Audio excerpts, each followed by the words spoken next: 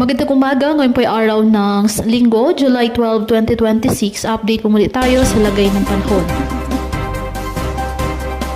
Nasa labas na nga po ng ating Philippine Area of Responsibility ang bagyong dating si Inday. Wala na rin pong nakataas na anumang tropical cyclone wind signal sa bansa, ngunit patuloy po nitong pinapalakas ang habagat na nagdudulot po ng malalakas na mga pag-ulan at pagpuso ng hangin sa ilang lugar. Inaasahang patuloy pang iiral ang nasabing habagat hanggang pa sa susunod na linggo at magdadala pa rin ng mga bugso ng hangin at mga pag-ulan lalo na po sa kanlurang bahagi ng ating bansa.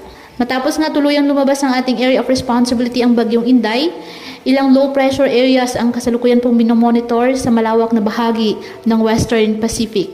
Sa ngayon, hindi pa tiyak kung alin po sa mga low pressure area na ito ang tuluyang magiging bagyo o kung may direktang magiging epekto sa ating bansa. Kaya patuloy lamang po na magantabay na iba pa nating weather updates sa updates ng Pag-asa hinggil sa lagay ng panahon. Stay safe and God bless.